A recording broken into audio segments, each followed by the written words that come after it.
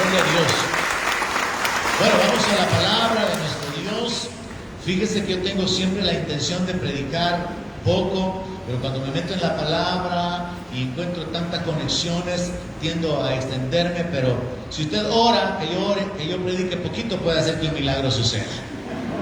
Ahora, si usted no ora, entonces el mensaje siempre se va a tardar un montón.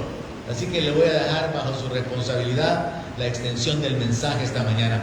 El mensaje de hoy tiene como título: La vida sobrenatural es una revelación.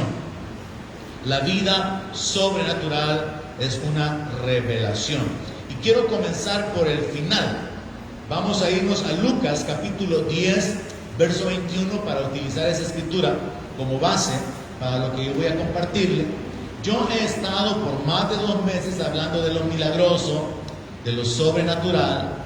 He tratado de empujarle como iglesia a escudriñar la palabra, buscar los milagros que Jesús hizo, los milagros que Él hizo por iniciativa propia, los milagros que Él hizo porque se los pidieron, buscar los milagros que hubieron en el Antiguo Testamento y escudriñar y aprender cómo Dios puede obrar de tantas maneras. Pero al final resulta que es nuestra determinación personal el poder escudriñar la palabra, amar la palabra, llenarnos de ella y emocionarnos con la palabra, bajo este enfoque de que Dios nos ha llamado a una vida sobrenatural, iglesia. Pero es algo bien individual y algo bien personal el poder alcanzar esa vida sobrenatural. Es algo que depende de nuestra diligencia en escudriñar la palabra, que depende de nuestro nivel de fe para poder apropiarnos de las promesas, para poder experimentar milagros en nuestra vida. Pero la vida sobrenatural está disponible para nosotros. Pero a través de este texto yo descubro algo, que la vida sobrenatural se puede alcanzar solo a través de una revelación dada por Dios.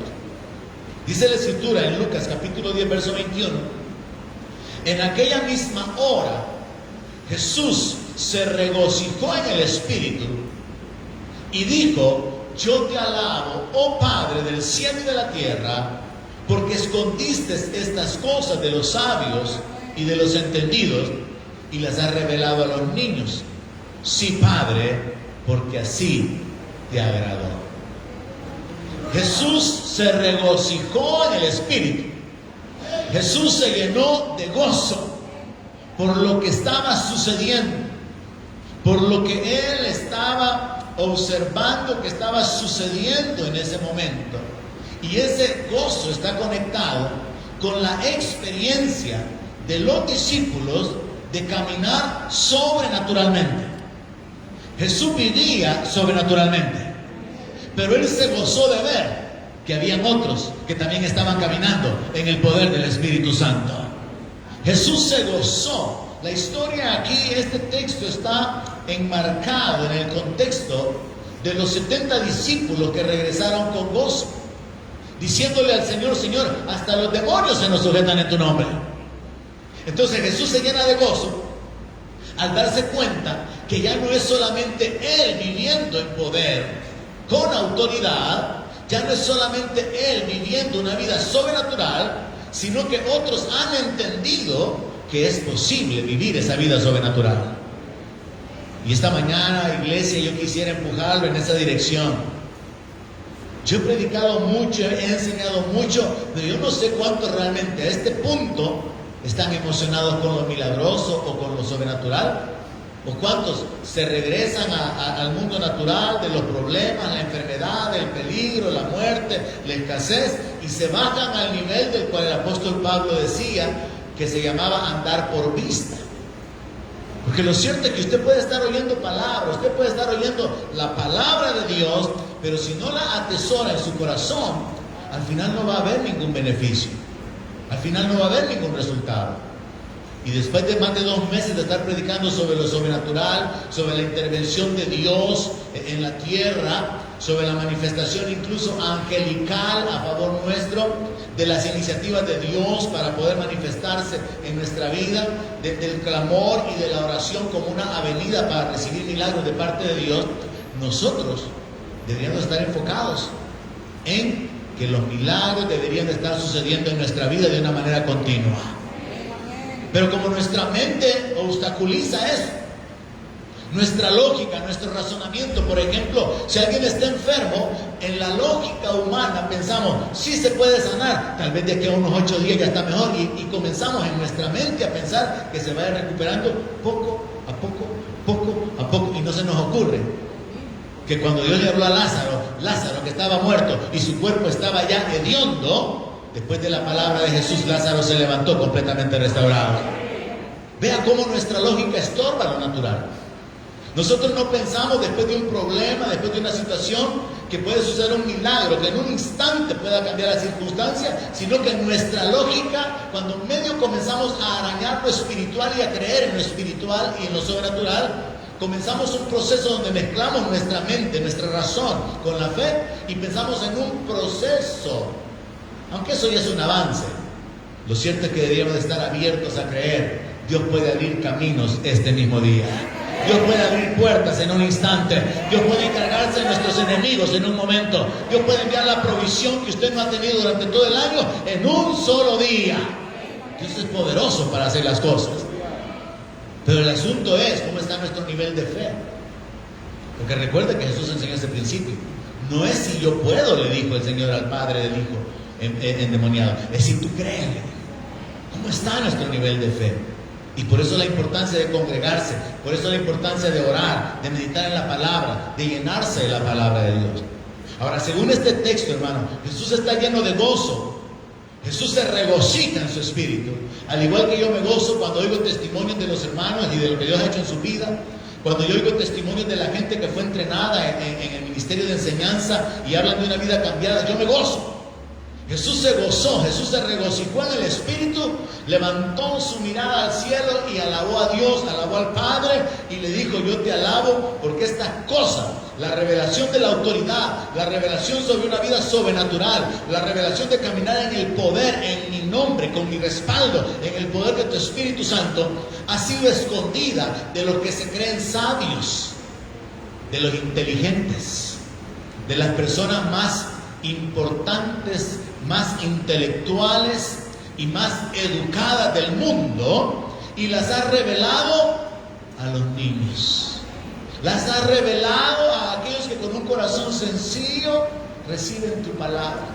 Las ha revelado a aquellos que no tienen obstáculos en su mente a través de los razonamientos para poder reconocer que tú eres el Todopoderoso y que no hay nadie que pueda estorbar lo que tú haces con tu mano.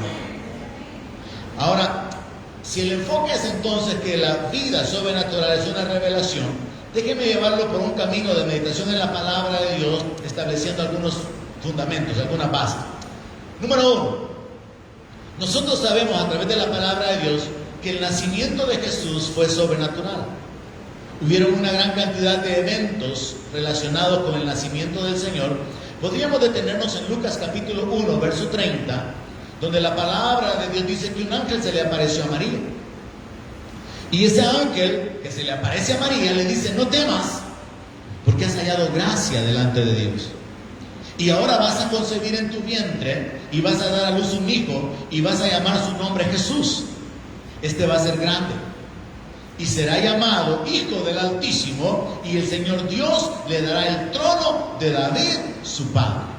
Yo creo que la mayor parte de nosotros, después de algún tiempo como cristianos, sabemos, oh sí, el nacimiento de nuestro Señor Jesucristo fue algo sobrenatural, fue algo milagroso.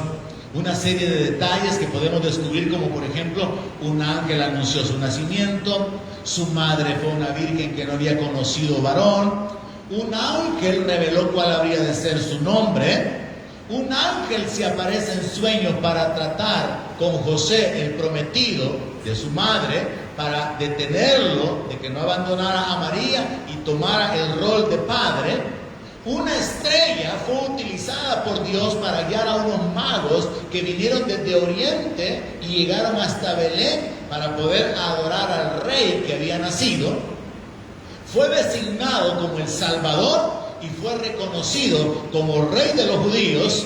Y aún a unos pastores que estaban esa noche se le apareció una multitud angelical hubo un ángel que testificó acerca del nacimiento del Mesías, y hubieron huestes angelicales, según la narración de la palabra, dando gloria a Dios por lo que estaba sucediendo en ese momento. Así que una gran multitud de ángeles testificaron su nacimiento. Todo eso es parte de lo sobrenatural relacionado con el nacimiento de nuestro Señor Jesucristo. Pero, número 2, la vida del Señor Jesucristo fue natural, hasta los 30 años aproximadamente. A pesar de que su nacimiento fue sobrenatural, Él vivió una vida natural durante aproximadamente 30 años. Esto se extrae de la cita de Lucas capítulo 3, verso 23, donde la palabra dice así: Jesús mismo, al comenzar su ministerio, era como de 30 años, hijo, según se creía, de José, hijo de Elí, y a partir de ahí continúa toda la genealogía. Entonces, cuando Jesús comienza su ministerio, cuando Jesús fue bautizado o vino a Juan para ser bautizado en agua, Él tenía aproximadamente 30 años. Eso quiere decir que Jesús vivió una vida natural, a pesar de que su nacimiento había sido sobrenatural. Y hay un par de textos claves para esto. Marcos capítulo 13, verso 55, nos muestra que el Señor Jesucristo era reconocido como el hijo del carpintero, porque ese era el oficio de José. Así que cuando se referían a él, Mateo 13:55 dice así: ¿no es este el hijo del carpintero? ¿No se llama su madre María y sus hermanos Jacobo, José, Simón y Judas? O sea, lo reconocían como parte de una comunidad. Lo identificaban como el hijo de un hombre cuya profesión era carpintero. En otro texto, a él se refieren como carpintero, porque parte de la costumbre o de la cultura judía era que los hijos continuaban con el oficio del padre. Así que Jesús en un evangelio es considerado el carpintero, y en otro evangelio es llamado el hijo del carpintero, lo cual no tiene ninguna antagonía o contradicción. Pero esto nos sirve para entender algo. Él vivía una vida natural, él trabajaba, él se ocupaba de las cosas normales de la vida, de una vida productiva. Él vivió una vida natural. Él no hizo milagros antes de ser bautizado con el Espíritu Santo. Él vivió una vida natural. Y esto es una enseñanza sumamente poderosa que nosotros tenemos que tomar para nosotros. Sin Dios nosotros no podemos hacer nada. Pero en el poder del Espíritu Santo, la vida sobrenatural está disponible para nosotros. Y para algunos puede hacer que esta mañana comience. Para otros puede hacer que esta mañana la retomen porque ya lo han experimentado. El punto es que Jesús tuvo una vida sobrenatural durante aproximadamente 30 años. ¿No es cierto, como sale en una película por ahí, que un día a un niño se le murió un pescadito y Jesús, siendo niño como de 8 años, mete la mano en el guacalito y el pescadito revive? No es cierto. No hay milagros en la vida de Jesús antes de los 30 años. La palabra de Dios nos muestra en Lucas capítulo 4, 16, que Él vino a Nazaret, donde se había criado. No es cierto, como algunos locos por ahí dicen, que se fue a Egipto y que fue a aprender la magia y que fue a aprender cosas ocultas y que vivió allá cerca de las pirámides y que después apareció. No, Lucas 4:16 dice: vino a Nazaret donde se había criado. Y en el día de reposo entró en la sinagoga conforme a su costumbre y se levantó a leer.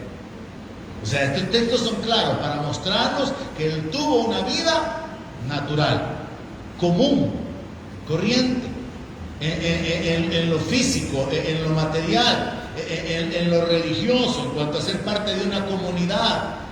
Así que él vino a Nazaret donde se había criado y él entra en la sinagoga conforme a su costumbre. O sea que él se crió bajo la ley, practicando la ley, practicando las ordenanzas de la ley. Y esto nos confirma ese segundo aspecto, de que él tuvo una vida natural durante 30 años.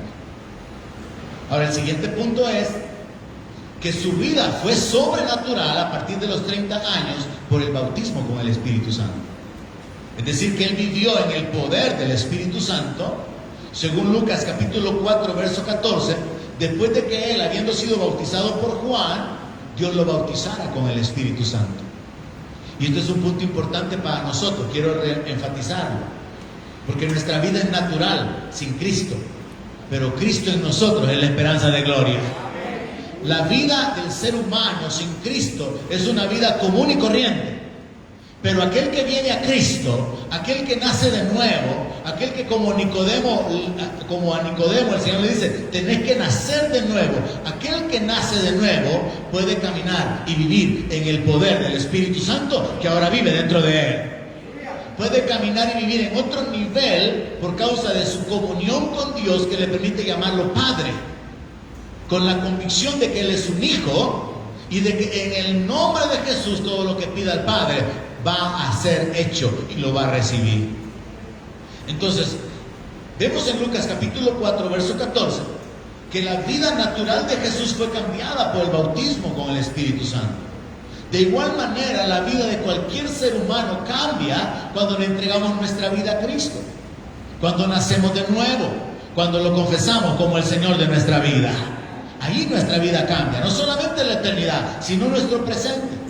Usted no debe de enfocarse en que el Evangelio únicamente contiene una revelación relacionada con la eternidad y con la salvación y con cuando ya se pase lista y con el futuro de gloria, sino que aquí y ahora su vida es cambiada por el poder del Espíritu Santo.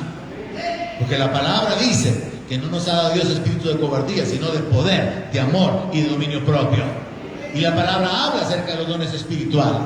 Y la palabra nos habla acerca de clamar a Dios y que Él nos responda con tremendas cosas. Entonces hemos cubierto ya durante un par de meses una gran cantidad de eventos, de intervenciones, de manifestaciones espirituales, de manifestaciones sobrenaturales, que tienen que hacernos entender o concluir esto. Si yo soy parte de la iglesia, debo de vivir una vida diferente de los que no son iglesia. Si yo soy un creyente, entonces puedo vivir de una manera más elevada de la vida que tenía antes de ser un creyente, o una vida más elevada que la que tienen los que no son creyentes. Esa debe ser nuestra conclusión.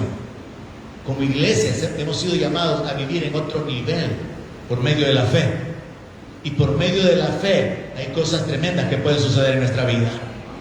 Ahora entonces, Jesús volvió en el poder del Espíritu a Galilea, según Lucas 4:14, y se difundió su fama por toda la tierra de alrededor por causa de las señales de los milagros que Él comenzó a efectuar. Parte de esas señales fue que Él comenzó a sanar a los enfermos donde quiera que iba. Liberó a las personas endemoniadas. Y hizo milagros como el de la pesca milagrosa que obtuvo Pedro. Cuando Pedro le dice, Señor, toda la noche hemos estado tratando de pescar, pero en tu palabra voy a echar la red. Jesús limpió los leprosos y fue algo instantáneo. Jesús perdonó pecados. Jesús resucitó varios muertos. Jesús reprendió al viento, reprendió a las olas. Y aún sus discípulos se sorprendieron diciendo, ¿y quién es este? Que hasta el viento y el mar le obedecen. Entonces Jesús comenzó a mostrar una vida sobrenatural por el Espíritu Santo. Llegamos a Lucas capítulo 6, verso 19. Y ahí encontramos una clave bien interesante relacionada con la fuente de su poder, del Espíritu Santo. Y en Lucas 6:19 dice así: y toda la gente procuraba tocarle, porque poder salía de él y sanaba a todos. Mire qué interesante. Imagínense el cuadro. Jesús ha probado que Él es el Cristo, que Él es el Mesías.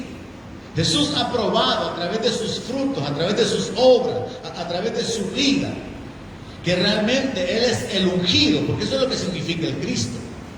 Les ha probado a través del estilo de vida y de la autoridad que Él tiene sobre los demonios, sobre las enfermedades, sobre los elementos naturales de la tierra. Les ha probado que Él es Emmanuel, Dios con nosotros. Les ha probado que Él es el Salvador y que tiene el poder de perdonar pecados. Y llega un punto entonces donde su fama se ha extendido. La gente lo reconoce por causa de la unción, del poder que hay en Él, de la vida sobrenatural en la cual Él vive.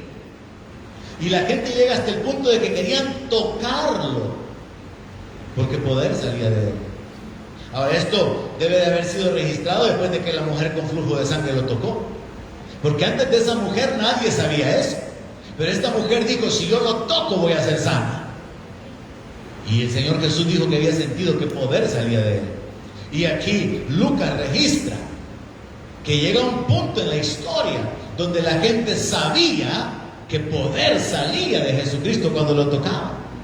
Y ese poder obraba el milagro de sanidad en la vida de ellos. Entonces Jesús muestra ahora que tiene una vida sobrenatural por causa del Espíritu Santo. Pero no solamente basta en que nosotros como iglesia, como creyentes, nos enfoquemos completamente en nuestra fe en Cristo como Salvador, como mediador entre Dios y los hombres, como el único que puede perdonar nuestros pecados, como el Rey de Reyes al que esperamos. No solamente basta en enfocarnos con Él como el Señor, con Él, en Él como la manifestación de Dios en la carne, como el Verbo hecho carne, sino que tenemos que agregarle a nuestra fe puesta en Cristo el hecho de que Él decidió compartir con nosotros su gloria. Jesús, orando al Padre, le dijo: Señor, la gloria que tú me diste, yo se las he dado a ellos. La gloria, el respaldo, la presencia, el poder del Espíritu Santo, el poder del nombre mismo de Él siendo utilizado para echar fuera demonios.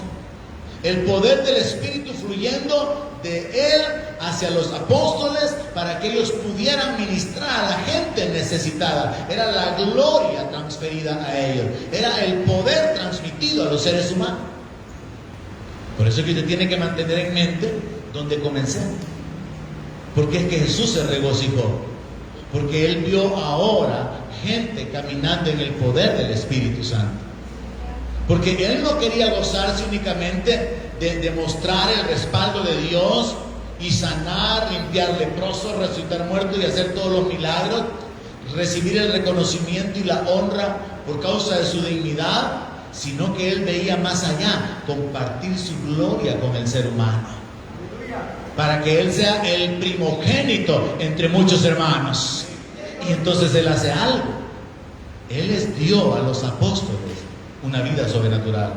Lucas capítulo 9, verso 1.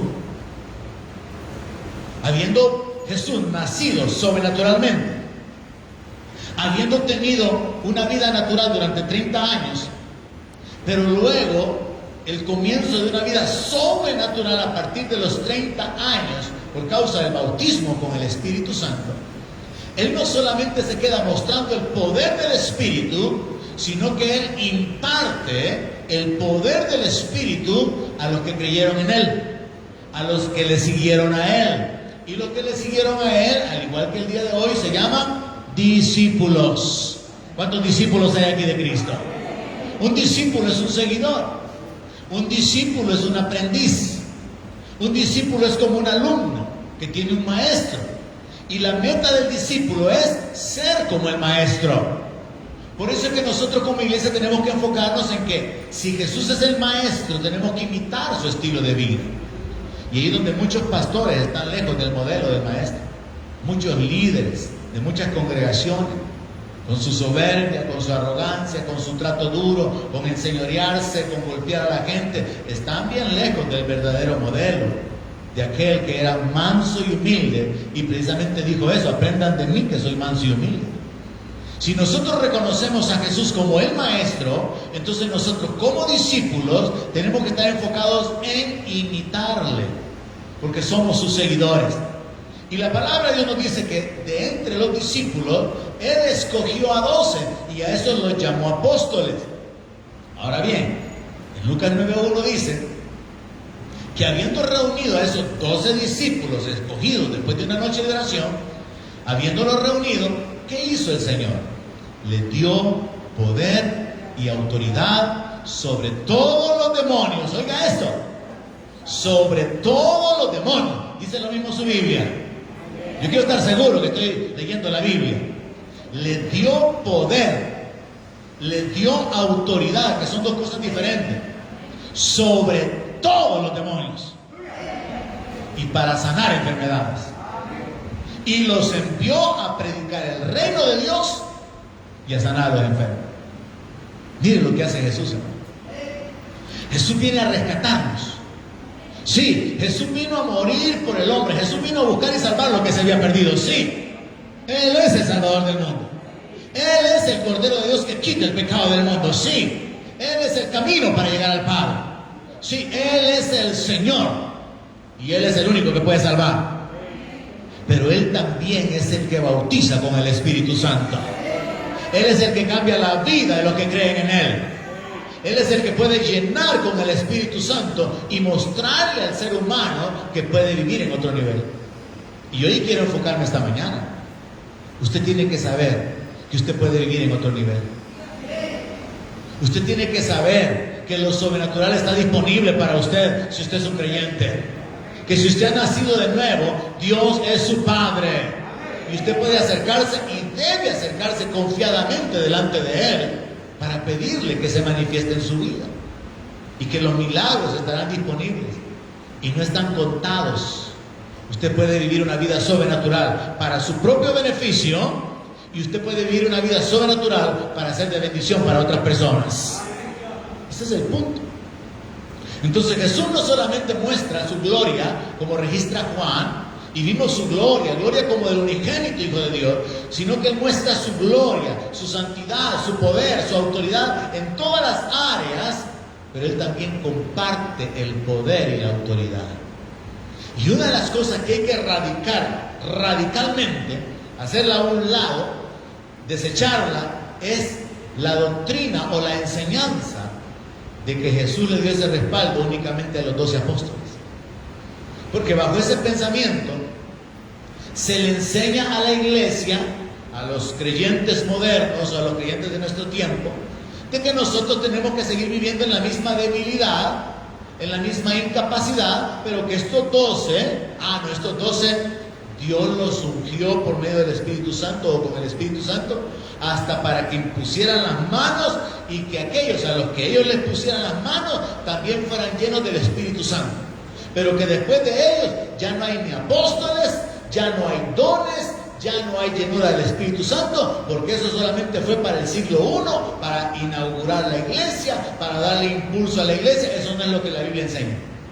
Así que hay que desechar esa doctrina de que estos 12, que sí ciertamente tuvieron una posición privilegiada de la cual Judas cayó, estos 12 en la historia de la iglesia tienen un lugar incomparable, pero no significa que nadie más después de ellos caminara en el mismo poder, porque el mismo Espíritu que ellos recibieron está disponible para recibirlo hoy.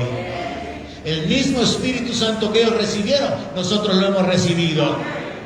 Y el mismo Dios y Padre es nuestro Dios y Padre como respaldo en nuestra vida. Entonces, a estos 12 discípulos, claramente la Biblia nos muestra que Él les dio poder y les dio autoridad sobre todos los demonios. No quedó ningún solo demonio fuera de la autoridad de ellos.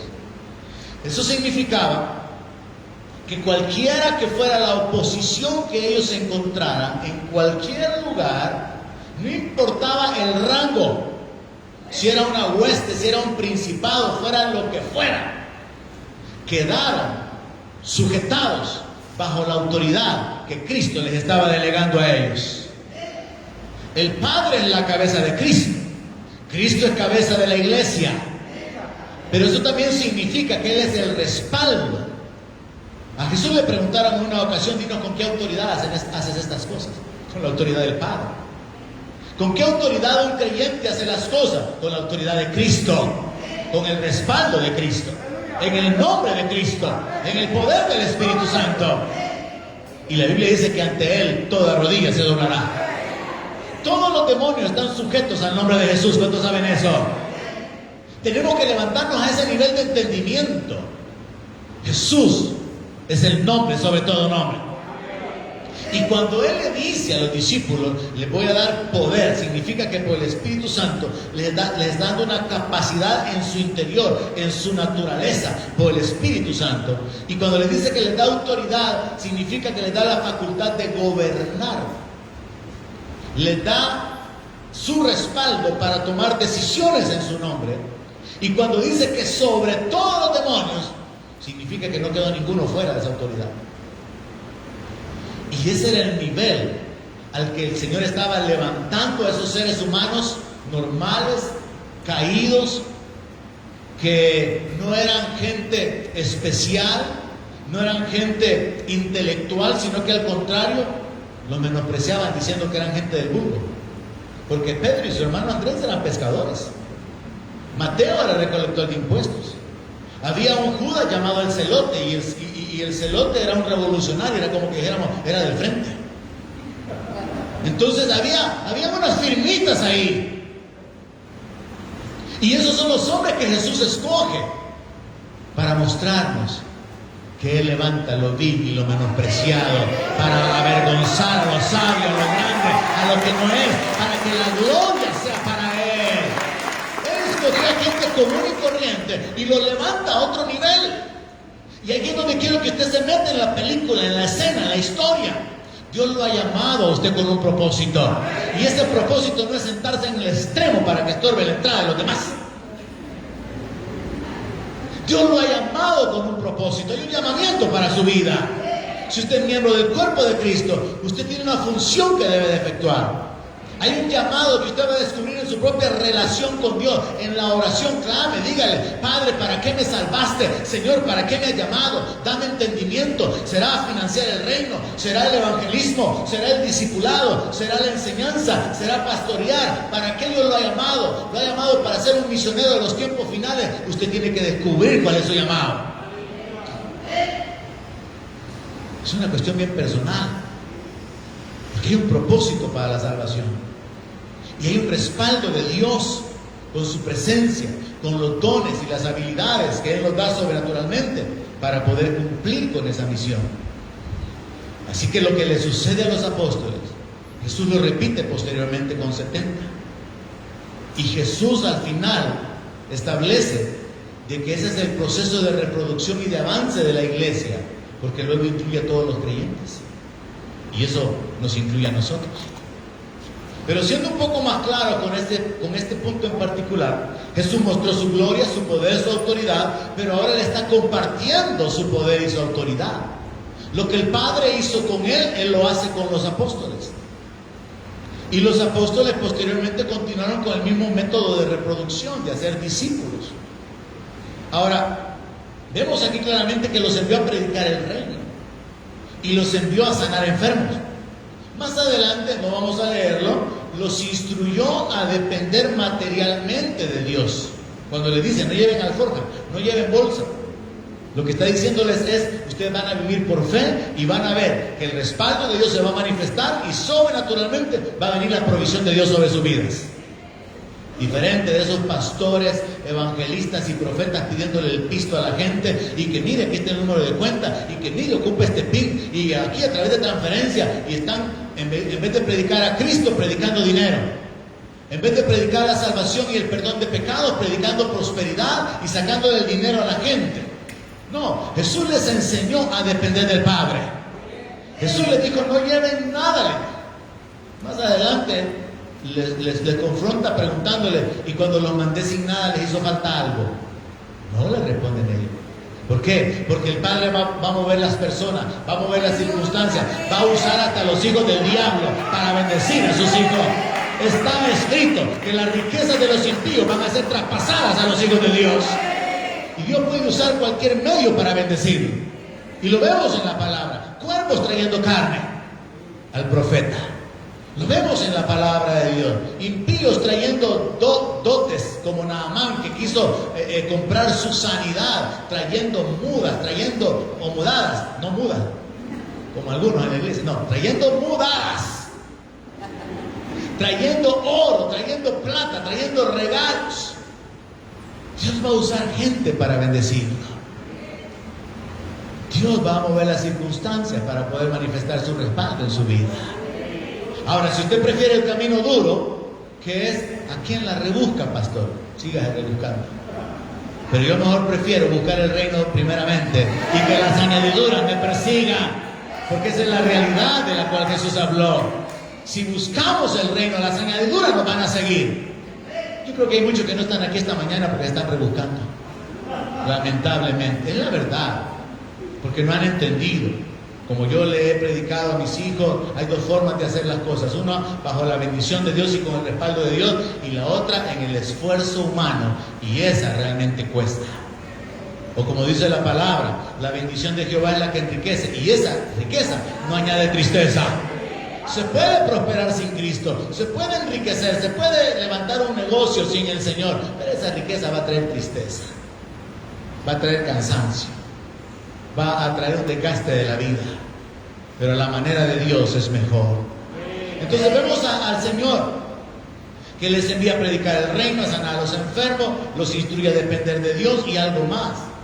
Les ordena que si en alguna ciudad no lo reciben, que se sacudan las chancletas y que se vayan. Porque aunque hay un enfoque a través del Evangelio de rogarle a la gente que se reconcilie con Dios, cuando la gente rechaza el Evangelio, la gente se coloca en la posición de que el que rechaza al mensajero rechaza al que lo envió. Y hay un juicio por causa de rechazar la palabra de Dios. Entonces Jesús les instruye a salir de la ciudad si no lo quieren recibir, y que se vayan. Y por cierto, él habla acerca de un juicio mayor sobre esa gente que rechaza la palabra de parte de los apóstoles, que sobre Nínive y que sobre otras ciudades de la antigüedad, donde no hubieron los milagros ni la predicación del Evangelio como fue dado en este tiempo. Ahora, simultáneamente con el hecho de que Jesús está transfiriendo el poder y la autoridad del Padre, la unción que el Padre depositó sobre él, cumpliéndose también aquel salmo que dice que la unción comienza por la cabeza y desciende por la barba y por las vestiduras. Si nosotros somos el cuerpo de Cristo, la unción fue derramada sobre Jesús, que es la cabeza de la iglesia, y nosotros somos el cuerpo. Entonces la unción comienza a caer desde la cabeza hacia abajo. Y entonces nosotros tenemos la unción del Santo, tenemos la unción del Espíritu de Dios, y por eso Pablo le escribió a los Corintios: ¿no saben que ustedes son templo y morada del Espíritu Santo? Porque se nos ha dado el Espíritu Santo para que vivamos en otro nivel, ya no en humor, ya no en lo natural, ya no en lo lógico, ya no en lo racional, ya no por vista, sino por la palabra, en fe, dependiendo de Dios.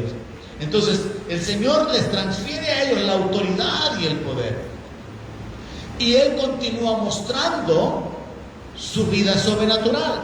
Aún después de llamar a los 12 apóstoles, o de escoger de entre todos sus discípulos a 12, Jesús hace cosas tremendas, como por ejemplo alimenta multitudes multiplicando los alimentos.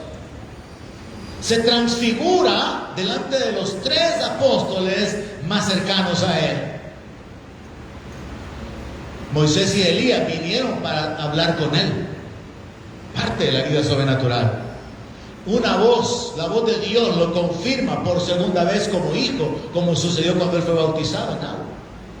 Cosas sobrenaturales continúan sucediendo con respecto a su propia identidad. Él continúa viviendo en lo sobrenatural y enseñándoles a los apóstoles a vivir sobrenaturalmente, usándolos como instrumentos de bendición, como canales para poder ministrar a otros. Jesús continúa con su vida sobrenatural. Él acepta, Él reconoce que Él es el Cristo. Comienza a hablar de su muerte, pero también comienza a anunciar que Él va a resucitar. Vida sobrenatural. Comienza a anunciar que Él va a regresar en gloria con sus ángeles. Jesús habla durante 3 años y medio aproximadamente del reino de Dios estando más cerca. Habla acerca de la salvación, de la herencia, de la entrada de los santos a la manada pequeña, siendo introducidos en el reino de los cielos. Jesús muestra el poder, Jesús predica el reino, Jesús hace señales, Jesús sana a las personas, Jesús liberta a los cautivos, pero ahora está con la ayuda de 12 personas más que Él ha preparado para poder levantarnos al mismo nivel. Incluso Él dijo que el que creyera en Él podía hacer cosas mayores que Él, porque Él ya se iba. Y esto hay que entenderlo en el sentido de que sobre el Señor Jesucristo fue depositada, por así decirlo, toda la unción que podía haber sobre algo. Toda la plenitud de Dios habitaba en Cristo, es lo que dice la palabra. En Él habita corporalmente la plenitud de la deidad. Nosotros solo tenemos las arras del Espíritu. Entonces Jesús obviamente tenía un nivel mucho más elevado que el nuestro, pero Él nos llama a levantarnos a un nivel sobrenatural por el poder de su Espíritu. Y Él enseña que es posible que los que crean en Él hagan cosas mayores que las que Él hizo. Y entonces podemos entender esto. Han habido ministerios evangelísticos que han alcanzado miles y miles de personas y han sobrepasado la predicación de Cristo. Por ejemplo, en el curso de video que nosotros tenemos para formación de liderazgo, tenemos el ejemplo de este ministro, Reinhard Bonnke, un alemán. Hubo una campaña de una semana donde 1 millón de personas allá en África vinieron a Cristo. Usted no encuentra en la Biblia que Jesús alcanzara a 1 millón o que dejara a 1 millón de discípulos. Pero hay cosas mayores. Hay gente que ha obrado milagros, hay gente con el respaldo y el poder del Espíritu Santo han hecho milagros y señales similares a las que Jesús hizo, pero en palabras de Jesús iban a haber mayores. Entonces, si Él lo dijo, tiene que haber obras mayores, porque era el mismo respaldo del Espíritu Santo y era debido a que Él ya no tenía mucho tiempo sobre la tierra. Su espacio de ministerio público fue solamente 3 años y medio aproximadamente. Hay otros que han tenido 20 años de ministerio, 25 años, 40 años de ministerio, sirviendo a Dios, predicando a Cristo, viendo sanidades, viendo paralíticos siendo sanados, toda clase de milagros. Si Él dijo de que se podían hacer cosas mayores, usted debería creerlo. Y levantarse a ese nivel sabiendo, no es con su fuerza, no es con su dedicación, su diligencia, no es con espada ni con ejército, dice la palabra, sino con mi Santo Espíritu. Así ha dicho el Señor. Es por su Espíritu Santo que los demonios tienen que huir. Es por el Espíritu Santo y en el nombre de Jesús que la enfermedad tiene que desaparecer. Es por el Espíritu Santo que hablamos la palabra y el monte tiene que moverse. Es por el Espíritu Santo que las cosas sobrenaturales pueden suceder. Es por el nombre de Jesús que clamamos al Padre y Él interviene. Así que renueve su mente esta mañana, deseche ideas, deseche pensamientos, deseche esquemas con lo que usted ha vivido durante este tiempo y sepa que hay un mundo nuevo de oportunidades en lo sobrenatural, donde lo que usted ha estado esperando puede llegar en un instante. Porque Dios tiene el poder de obrar y quiere hacerlo. Él revela su voluntad. Entonces nosotros podemos ver la palabra que Él comparte. Esa gloria, pero Él continúa mostrando su gloria y la vida sobrenatural. Ahora Jesús no se queda ahí con sus 12 discípulos. Jesús quiere probar algo. Su vida sobrenatural no estaba limitada a Él como el unigénito de Dios, sino que esa vida sobrenatural estaba disponible para los discípulos y por eso escogió a 12. Pero ahora que ya esto estaba comprobado, probado y posteriormente continuaría estando vigente hasta el punto de que la gente sacaba a los enfermos para que la sombra de Pedro cayera sobre ellos y fueran sanados, Jesús avanza dentro del proceso de reproducción y de impulsar el reino y entonces escoge a 70 personas. Lucas capítulo 10 verso 1. En Lucas capítulo 10 verso 1 leemos lo siguiente: después de estas cosas, muy interesante prestarle atención a esa frase, estas cosas, designó el Señor también a otros 70. Bueno, ¿y por qué no lo hizo desde el principio? Porque Él quiere llevarnos en ese progreso de avance, en el entendimiento de que el reino se va extendiendo. Primero es Él, la gloria de Dios sobre Él, pero luego son 12 más Él, son 13. La gloria de Él sobre la gloria de Dios sobre este grupo. Pero ahora ese grupo se amplía a 70, así que ahora son 83. Lucas capítulo 10 verso 1 dice así: después de estas cosas, designó el Señor también a otros 70, a quienes envió de 2 en 2. Mire, le voy a sugerir en base a esto, hermano, búsquese a un hermano en la iglesia y haga la obra de Dios. No espere que aquí haya un programa de repartir tratados y que vamos a ir al Parque Bucatlán. No, hermano, viva predicando a Cristo donde quiera que usted va. Búsquese un compañero en la iglesia, búsquese una hermana en la iglesia y pónganse de acuerdo y vayan y prediquen a Cristo, visiten familiares, visiten conocidos, visiten vecinos y prediquen el reino. No me predique a mí, no predique el edificio Apolo, no predique al CCF, porque no hace que la gente se decepcione de mí y de los hermanos que ni le van a hablar. Predique a Cristo. Predique perdón de pecados en el nombre de Jesús. Predique que el reino de los cielos se ha acercado. Búsquese a alguien más. Y si le cuesta encontrarlo, no se desanime. Siga buscando. El reto. Jesús los mandó de dos en dos delante de él a toda ciudad y lugar donde él había de ir. Verso 9. A estos 70 Jesús no les habló de echar fuera demonios. Jesús les habló de sanar a los enfermos. Pero estos 70, como ya habían visto el poder en Jesús y ya habían visto el poder en los 12 apóstoles, se animaron, se atrevieron y también se pusieron a ministrar a gente endemoniada. Les dijo en el verso 9: sanen a los enfermos que en ella haya y díganles: se ha acercado a ustedes el reino de Dios. En otras palabras, de una manera resumida, Jesús también a estos les enseñó a depender materialmente de Dios, porque les dio la misma instrucción que a los 12, que no llevaran bolsa, que no llevaran dinero, que no llevaran alforja. Les encargó, a diferencia de los 12 apóstoles, a los que claramente les dijo: les doy autoridad y poder sobre todos los demonios, les encargó sanar enfermos y predicar el reino. No les habló acerca de ministrar gente endemoniada. Les ordenó que ellos también se retiraran de cualquier ciudad donde no los recibieran, que lo rechazaran. Habiendo sucedido esto, y no se dice en la escritura qué tanto tiempo transcurrió, la palabra nos menciona en el verso 17 de Lucas 10 que los 70 regresaron con gozo. Eso a mí me gusta cuando los hermanos vienen con gozo y vienen contando lo que ha pasado, lo que Dios ha hecho en sus vidas y lo que Dios ha hecho a través de sus vidas.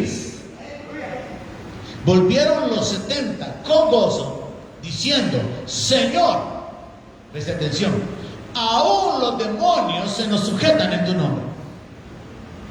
¿Por qué les dijeron esto? Porque Jesús no les dijo como a los 12 apóstoles, y esto fue a propósito para abrir nuestro entendimiento y mostrarnos que tenemos el mismo respaldo y tenemos el mismo espíritu de poder. Jesús no les dijo que les daba poder y autoridad sobre todos los demonios. Pero estos 70 habían visto a Jesús echar fuera a los demonios.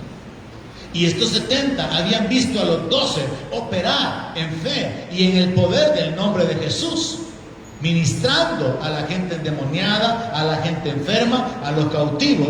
Entonces ellos fueron y se atrevieron y regresan con este reporte: Señor, aún los demonios se nos sujetan en tu nombre. Y entonces aquella famosa respuesta del Señor toma lugar: no se alegren de que los demonios se sujeten en mi nombre, eso es normal, eso tiene que ser así. O sea, despierte esa revelación. Si usted en el nombre de Jesús ministra a una persona endemoniada, ese demonio tiene que irse. Usted no tiene que ser un pastor, un evangelista, un maestro del Zen. Usted no tiene que ser un cristiano de años, porque es el nombre de Jesús el que representa la autoridad en los cielos y en la tierra, y ante esa autoridad los demonios tienen que sujetarse.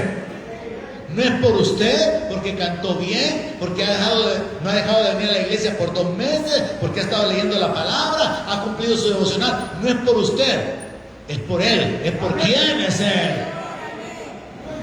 Entonces, en base a la palabra de Dios, ellos experimentaron el respaldo, ellos experimentaron la autoridad sobre los demonios, y Jesús les dice que no se regocijen de eso, como quien dice: eso se tiene que hacer. Déjeme poner un ejemplo en lo natural, donde nosotros estamos mal. ¿Cuántas veces usted ha oído decir, y esto nos sucede particularmente con nuestros bebés o los bebés en la familia: es que viera qué inteligente es, mire, solita pintó y no se salió de la raya? ¿Y por qué nos sorprende? Si Dios nos creó a su imagen y a su semejanza. No es que viera que qué listo es el niño, mire, se subió a la escalera, mire, y nadie lo agarró. ¿Y qué esperaban? Que a los 4 años todavía estuviera llorando ahí, que no se puede subir. Dios nos creó con facultades, con habilidades, y nosotros caemos en este, voy a llamarlo pecado, caemos en este pecado. Nos sorprendemos de cosas que no deberían de sorprendernos porque es normal, porque nosotros somos la creación, la corona de la creación de Dios.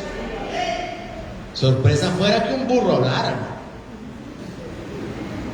Así como le dijeron a Job, como está escrito en el libro de Job, ¿verdad? Que el necio se va a hacer sabio cuando un pollino, hijo de asna, tenga un hijo, un varón, un ser humano.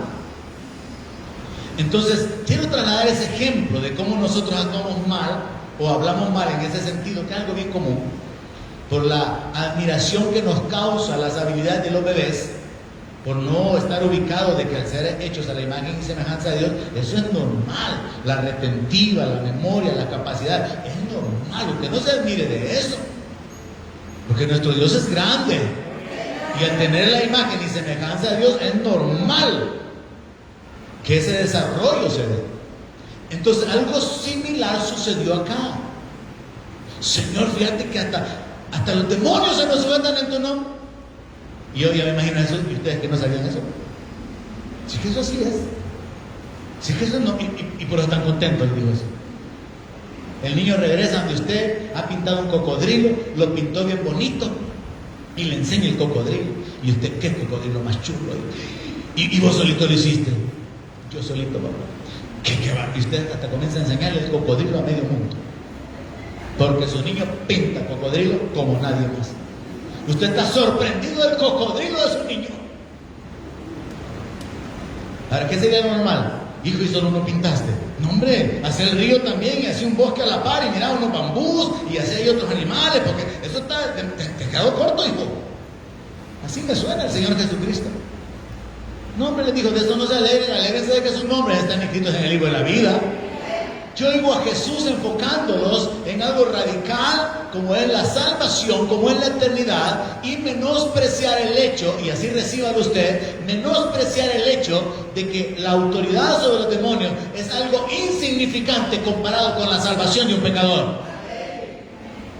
Es como el asunto es que esto de los demonios, hermano, y de la autoridad de Jesús sobre los demonios, tiene que ser visto y tratado de esa manera, no como algo así tan elevado, que la iglesia por lo general tiene un pensamiento de que eso solo es para la gente que tiene oración y santidad y ayuno y que mantienen aleluya, aleluya, aleluya, aleluya, y una vida así bien religiosa. No, es que es el poder del nombre de Jesús lo que causa que eso suceda, y se lo voy a comprobar.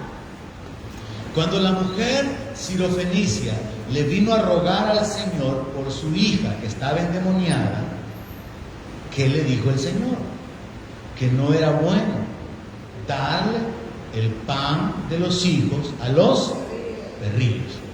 Jesús fue duro ahí. Mire, hubieron ocasiones en que Jesús fue duro, pero lo hizo a propósito, para llamar la atención hacia algo importante. Y aparentemente, superficialmente en la lectura de la palabra, Jesús humilló a la mujer. La ignoró, la menospreció, no hacía caso de su petición. Pero eso está plasmado a propósito, con este sentido. Jesús quiere menospreciar el hecho de que la posesión demoníaca no es algo tan grande y difícil de tratar.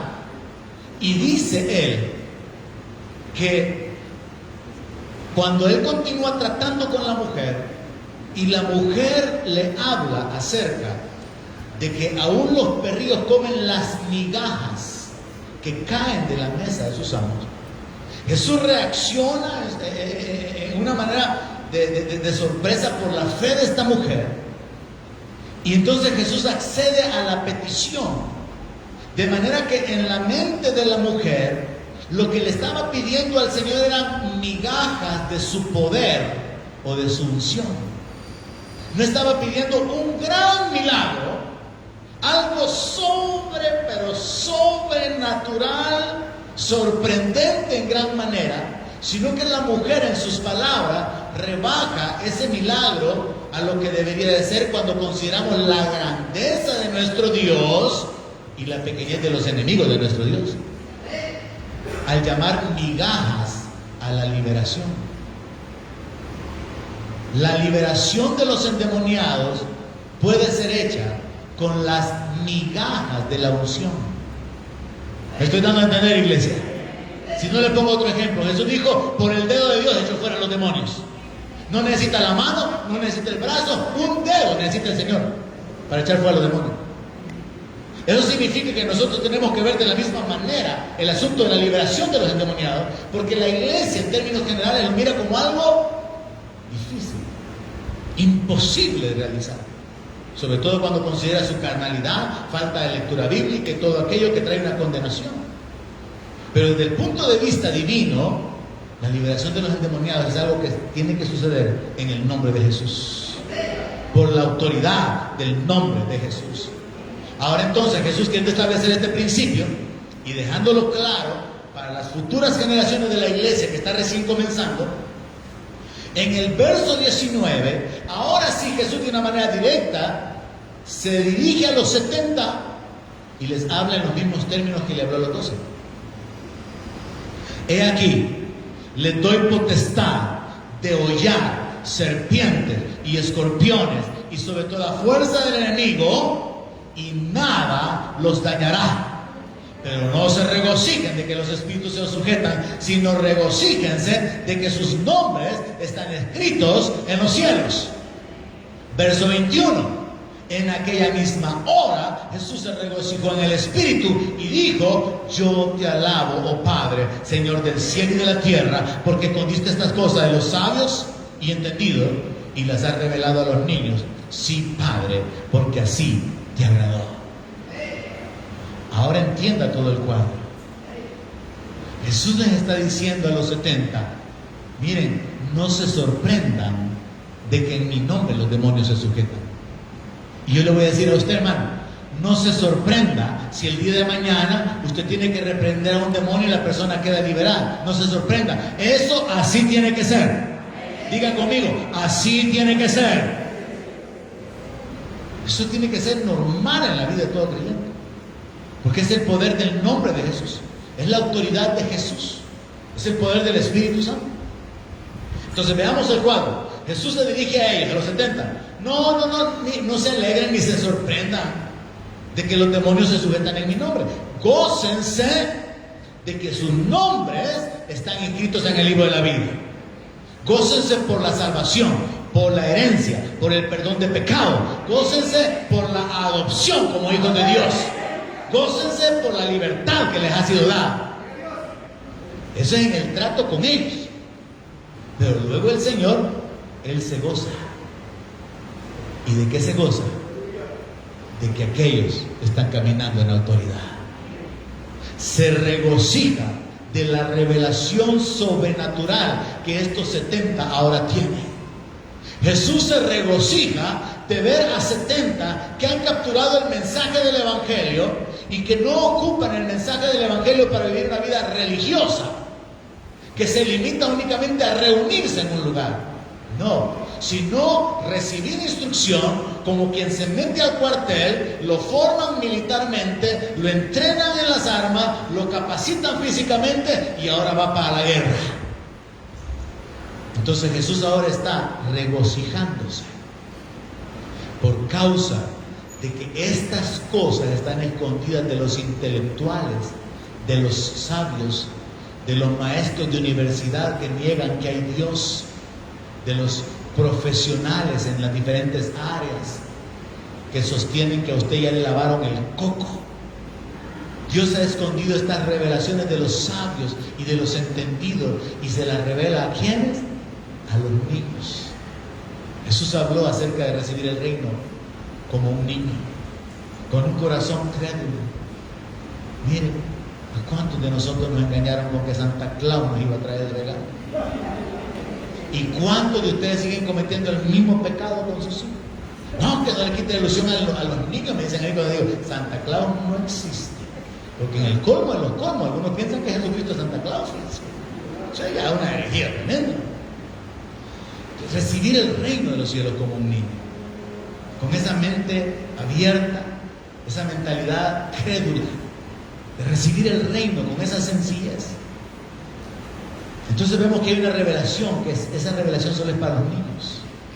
Esa revelación de caminar en autoridad, caminar en poder, caminar en santidad, por el poder del Espíritu Santo. Es una revelación. El poder que hay en el nombre de Jesús, el poder que hay en nosotros por el Espíritu Santo. Y entonces Jesús, después de haber compartido hacia los 12 la autoridad, la unción, ahora la traslada a los 70. Pero después de trasladarlo a los 70, Él enseña que en realidad la intención de Dios para la extensión del reino es que los discípulos puedan operar en el poder del Espíritu Santo y caminar con el respaldo que hay en el nombre de Jesús. Y entonces nos vamos a Marcos capítulo 16, verso 17, donde después de haberle dado a los 70 una vida sobrenatural, después de haberle dado a los 12 las instrucciones para vivir una vida sobrenatural, Jesús amplía, y eso se aplica a nosotros, la posibilidad de vivir en esa vida sobrenatural. Y entonces en Marcos 16, 17, ¿qué leemos? Y estas señales seguirán a los pastores, a los evangelistas, a los dones del ministerio. Estas señales seguirán a los que creen. ¿Hay algún creyente aquí esta mañana? Estas señales seguirán a los creyentes. No era solamente para 12, no era solamente para 70, es para los creyentes, es para usted, es para mí, es para todos. Puede creerlo como un niño, lo va a ver, porque si usted puede creer, va a ver la gloria de Dios. Estas señales seguirán a los que creen. En mi nombre echarán fuera demonios, hablarán nuevas lenguas, tomarán en las manos serpientes, y si bebieren cosa mortífera, no les hará daño. Sobre los enfermos pondrán sus manos y sanarán. Esta mañana yo iba a comenzar mi prédica preguntándoles: ¿cuántos de ustedes han orado por alguien y se ha sanado? Porque quería como causar esa reflexión personal dentro de la iglesia, no para avergonzar a nadie, sino para poder probar esto. Gente común y corriente, operando en el poder del Espíritu Santo y apoyados en la autoridad del nombre de Jesús, podemos ver qué cosas sobrenaturales suceden. Sí, en nuestra debilidad, y Jesús abre la puerta para esto. Él dijo: si dos de vosotros se ponen de acuerdo sobre cualquier cosa, será hecho. Y Santiago dice que si alguno está enfermo, llame a los ancianos para que oren por él. Sí, Dios habla de ponernos de acuerdo, el poder de la unidad. Pero tampoco hay que caer en el error de que usted necesita hacer una cadena de oración y llamar gente a Australia, a Canadá, a Venezuela, a Chile, para que un milagro suceda. Porque la palabra de Dios dice que la oración eficaz del justo puede mucho. No se trata de conseguir votos. No se trata de que mientras más oren, más posibilidad hay de que el milagro suceda. Porque Jesús habló de que la fe como un grano de mostaza es suficiente. Entonces tenemos que movernos entre esas revelaciones de la palabra para poder actuar y entender. Gente común y corriente que han entendido que el Espíritu Santo nos fue dado y que han entendido la autoridad que hay en el nombre de Jesús, van a ver milagros sucediendo en su vida y van a ser canales para hacer de bendición a otros. Y en ese sentido, si usted nunca jamás ha orado por un enfermo, le reto a que lo haga.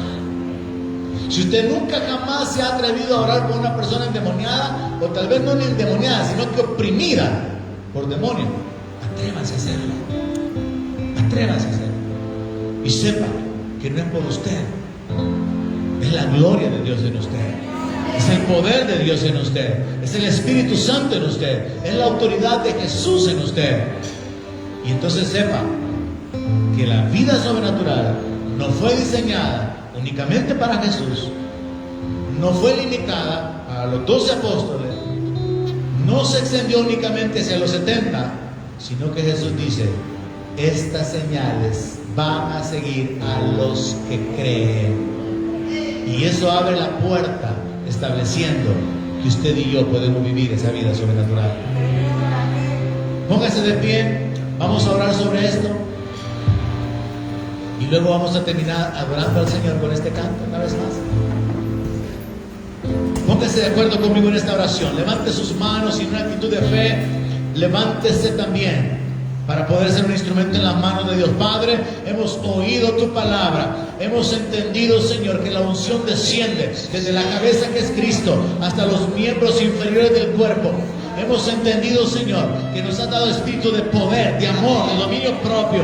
Hemos entendido, Señor, y sabemos que Jesús es la cabeza de la iglesia y que en su nombre se doblará toda rodilla, porque su nombre está arriba de toda potestad, de todo principado, de toda autoridad. Y esta mañana, Señor, con entendimiento en tu palabra, nos levantamos sabiendo que lo sobrenatural está disponible. Hemos sido llamados a una vida elevada. Hemos sido llamados a otro nivel de vida en el poder de tu Espíritu Santo, por la autoridad del nombre de Jesucristo. Lo entendemos, lo creemos y tomamos la decisión de avanzar hacia allí, viendo milagros suceder, milagros de provisión, milagros de liberación, milagros de protección en nuestra vida. Padre, tú te glorificas, respaldando, sustentando, sosteniendo. Tú te manifiestas con tremendas cosas, porque decidimos correr a ti, escondernos en ti y esperar en ti, de manera que tu nombre sea glorificado.